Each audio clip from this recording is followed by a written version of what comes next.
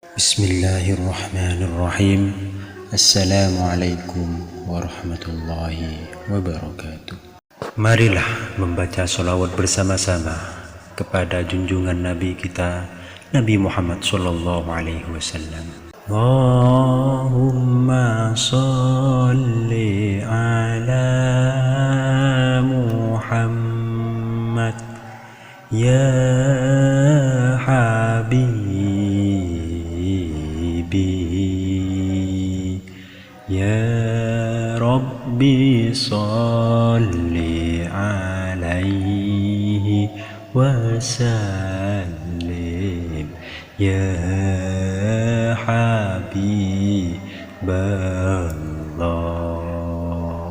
Namun sebelum lanjut, saya mengajak Anda untuk tekan tombol subscribe dan like video ini agar tetap bisa memberikan amalan dan menyebar kebaikan dunia dan akhirat.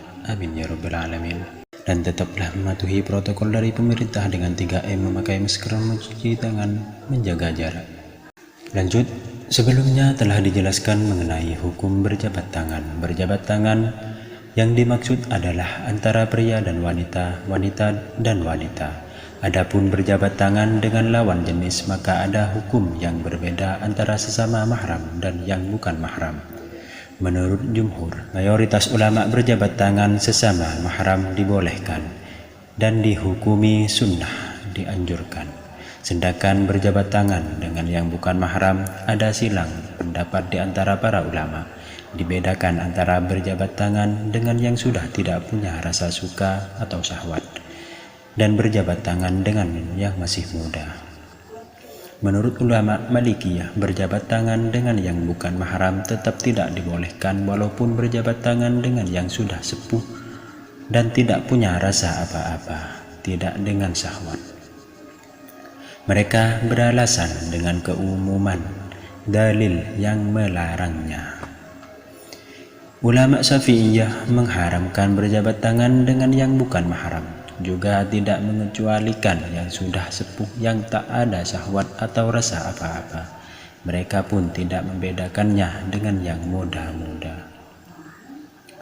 Sedangkan yang membolehkan berjabat tangan dengan non-mahram yang sudah tua atau yang tidak ada syahwat adalah ulama Hanafiyah dan ulama Hambali. Namun untuk berjabat tangan dengan non-mahram yang muda, maka tidak dibolehkan menurut mayoritas ulama dari mazhab Maliki, Syafi'i, dan Hambali. Dalam pendapat Ibnu Taimiyah, seperti itu dihukumi haram. Sedangkan ulama Hanafiyah mengaitkan larangan berjabat tangan dengan yang muda jika disertai syahwat atau rasa suka padanya. Namun ulama Hambali melarang hal ini, baik jabat tangan tersebut dibalik kain ataukah tidak. Dalil-dalil yang melarang berjabat tangan dengan non-mahram. Urwah bin Az-Zubair berkata bahwa Aisyah istri Nabi SAW berkata, yang artinya, jika wanita mukminah berhijrah kepada Rasulullah SAW, mereka diuji dengan firman Allah Ta'ala yang artinya, hai Nabi, apabila datang kepadamu perempuan-perempuan yang beriman untuk mengadakan janji setia bahwa mereka tiada akan menyekutukan Allah, tidak akan mencuri, tidak akan berzina. Quran Surat Al-Mumtahanah 12. Aisyah pun berkata, siapa saja mukminah yang mengikrarkan hal ini, maka ia berarti telah diuji. Rasulullah SAW sendiri berkata ketika para wanita mukminah mengikrarkan yang demikian, kalian bisa pergi karena aku sudah membayat kalian. Namun demi Allah, beliau sama sekali tidak pernah menyentuh tangan seorang wanita pun. Beliau hanya membayat para wanita dengan ucapan beliau.